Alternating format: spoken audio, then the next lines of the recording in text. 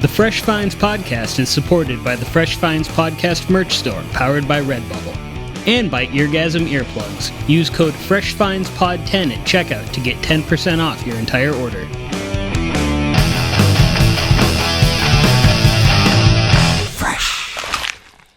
Hello, and welcome to Season 3 of the Fresh Finds Podcast, the show about discovering new music with good people. I'm Ryan, and joining me this episode are Nate and Tyler from the Nashville-based indie pop-punk outfit Dad Hats. How are you guys doing today? Hey, what's happening? Doing good. How are you doing? I am doing fantastic now that we finally got all of our logistics figured out. Oh, what are you talking about? It was the smoothest ship ever. This thing was ready to go within 3 seconds. Oh, yeah. Just as soon as we logged on, everything was ready to go. Definitely didn't take us nearly an hour to figure everything out. That is for sure. Technology always works, right? I mean, there's never a time when it lets you down. No, it's fantastic. Would you guys like to introduce yourselves a little bit? Tell us a little bit about who you are and the type of music that you make. Yeah. I'm Nate. I play guitar. In Dad Hats, I play a lot of like twinkly, riffy leads and occasionally some chords. And in other ventures, I play other instruments. But that's who I am in a nutshell. Hey, I'm Tyler. I play more of like a rhythm guitar in Dad Hats, sort of self-taught on that aspect of it. I was a drummer by trade for years, and we started this band, and Joe was coming on as a drummer, and I decided to just learn how to play guitar. Okay. Self-taught. You just figured out the 4 chords that you needed for whatever particular song, and then you're just ready to rip. A little bit something like that. Love it. So you guys also have a new record coming out. It's going to be coming out, hopefully, if this comes out in the time that I want it to, it will be this coming Friday after the episode drops, which would be the February 17th. Is that correct? Correct. And what can you guys tell me about this record? It's been a long time in the making. There was a couple songs that we had some ideas for, I would say probably in the 2019, kind of like the back end of 2019, because we had already released a full length up until that point. And then we were kind of working on some ideas, and then the world stopped. Right at the beginning of 2020. And we kind of had no idea what was going on like everyone else, but we actually started writing this album remotely. So basically from our houses, we would just send tracks back and forth, and it's been literally 2.5 years-ish in the making, on top of vinyl delays for releases and stuff like that, but it's been a long ride. Oh, yeah. That's super cool. So you guys all kind of had the home studio set up, and then you were just sending things back and forth. For you guys, does that typically start out with an idea for a lyric or a guitar riff, or are you kind of like, it can go just whatever way you happen to feel inspired that day? It was usually Nate and I kind of riffing off each other a little bit here and there. We would send each other, little riffs or leads or anything like that. And we play in a lot of alternate tunings. So it's kind of fun, like fleshing out those ideas. And then once we have, maybe like a verse or a chorus, or sometimes they were just complete songs, passing those around to the group. So then we'd pass them over to, like Craig, our bass player. And then, Joe would get it at the tail end for drums or something. And then we do vocals. But that was kind of the process that we went with it. Yeah, alternate tunings are always super fun and inspiring, I find. They are. So another thing that I guess I'm curious about, if you guys did a lot of this remotely, was it strictly writing that was remote, and then once things opened back up, you guys hit the studio and then like recorded it proper in a studio, or are these home recordings that we're hearing on the record? No, so we definitely got together once kind of things lightened up with the pandemic and did these proper in a studio. Craig, our singer, he runs a kind of a studio recording thing called Costume Party Records, and this is like the first release he's done kind of as like the audio engineer. But it's funny, there are some songs that even though we recorded them in the studio, we've never played live as a band. I think there's like 3 on the record that we've never just played in a room together, which is kind of cool. Yeah, and you guys have been doing a lot of shows recently to start to build hype and momentum for that. Are these songs that you are planning to play live in the future, but you're kind of saving them until after the record comes out so that you've got something new? Actually, it's funny. We've been sitting on these songs for so long.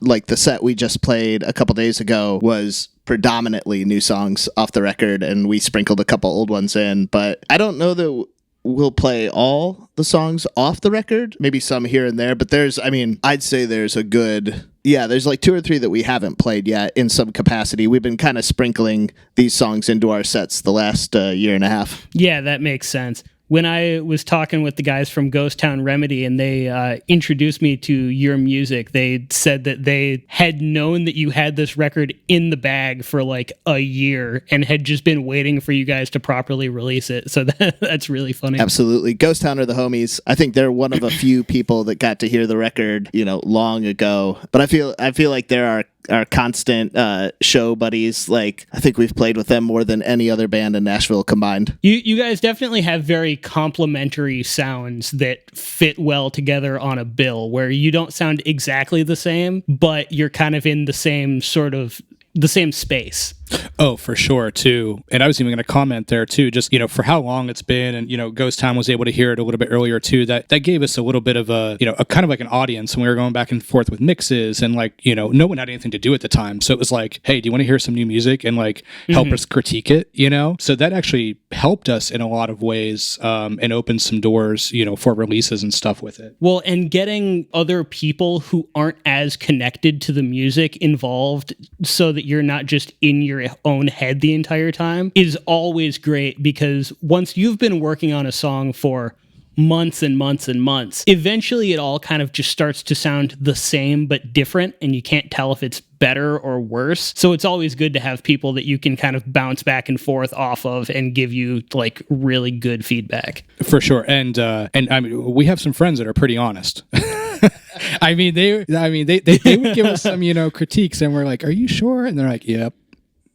Truth hurts, man. And I'm like, okay, all right. But ultimately, would you say that made it a better record? Oh, 100%. I mean, we all came out of it with, kind of like that fresh perspective. And we've been listening to these damn songs for, how long at that point. And then when we enlist some other people to give them a listen, it was like, oh, okay, that's like a totally different perspective of it, even if you don't want to hear it, Mm-hmm. Yeah, absolutely. Having dad hats on the Fresh Finds podcast actually reminds me of something. Are we about to do a plug? We have official Fresh Finds podcast dad hats. Check it out. Woo! Check out these 2 colors. We got the black, and then I'm rocking the khaki. You can't see it because mine is backwards, but that same really cool logo that's on Tyler's, it's on the back of mine too. And I've got the pink one. Ooh, I want a pink one. And you could own these for only $20-something. I'm rocking the Timmy Turner Fairly Odd Parents look. Nice. Bro, I got to pick up one of the pink ones. They're available in every color that Redbubble will let you print something in. I don't remember what they all are. I also don't remember the exact price, but I'll put it on screen when I edit this. Heck yeah. No, that's awesome. We also have other merch available with this logo that we've got here. You can get that on a t-shirt or a mug, and then we've also got a death metal inspired logo that you can also get on a t-shirt or a mug. It's not available on the hat just yet. So go out there, people, buy some of this Fresh Finds merchandise. He had to pay us $10,000 for this plug, and so now he's in the hole. So if you could help him by buying some of this merch, he'd appreciate it. It really was not a great investment. I'm behind on rent now. I'm gonna lose my house. Yeah, you backed the wrong horse, man. I hate to say it. The worst trade deal maybe ever signed anywhere, but certainly ever signed in this country. This episode's only gonna get 4 views, and I'm gonna end up on the street. I thought this was gonna be a video about how to embroider dad hats. That is actually something that I find very funny, and I don't know how much you guys have had to deal with this in the past, but I was just looking for the cover for your new album when I was making the graphics for the episode that we featured. My favorite show is the Weather Channel, and just Googling dad hats or Nashville dad hats, it's like you just get pictures of dad hats. It's impossible to find stuff about you sometimes. And what's even crazier is, when we decided, like, okay, we're going to name the band Dad Hats, right? There was, when you searched it in Spotify or anything like that, there was no like real band that would come up. There was a band that like hadn't, I don't think they'd put anything out in like years. They were the Dad Hats. Yeah, they were the Dad Hats. The Dad Hats. Exactly. But we also have dad hats. It's like the Ohio State University. Darn right. OHIO, baby. We have now. Fuck Ohio State. Yeah. Oh, I was going to ask because you were... I thought you were from like Detroit area. Is that right? I'm a Michigan guy. Listen, I'm salty about this game. We can talk about it afterwards. Anyway, continue your plug. You guys also have dad hats. Yeah, we finally did it.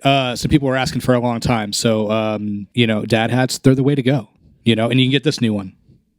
Get the official dad hat. Yeah. So are you guys ready to get into the meat of this show now that we've had our fun? We've talked about the new record a little bit. Is there anything else that you guys want to say about that record before we move on? Just that we're very proud of it. We're very excited for people to hear it. It's been like Tyler said, this record has been almost 3 years in the making, and it's been a fun roller coaster for us to write it, record it, and then we slept on it for like a year plus, and as we've been gearing up ready for this release to finally happen, I mean, I can only speak for myself, but I've fallen in love with these songs all over again after taking kind of a break from our own stuff because we weren't really playing, and it's just cool. And if you're listening, I think we're cool. You should check us out. Give us a listen. Give them a follow, give them a listen. Check it out, buy the record, stream the record, buy some merch. I don't think you can stream merch yet, but when you can. Oh, just wait. The day's coming. Everybody's just going to have a green shirt, and then in real life, it's just chroma keyed into whatever design you want. Yes. Yes. I need to patent this technology. Elon, where are you listening? I want 50%. I think that's fair.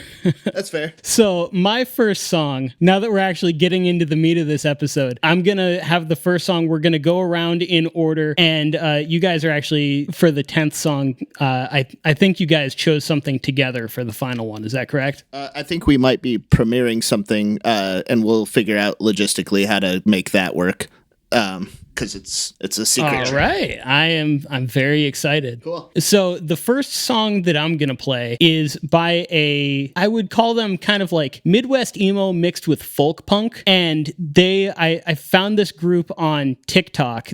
We're basically just like, yeah, if you're into this type of music, you should check out our stuff. And I think that this was the song that I heard when I found them on TikTok. They've got some other really good stuff as well. But this is by a band called Adjust the Sails. And this song is called If We Were a Ship, We'd Be Sinking. Maybe You're Right.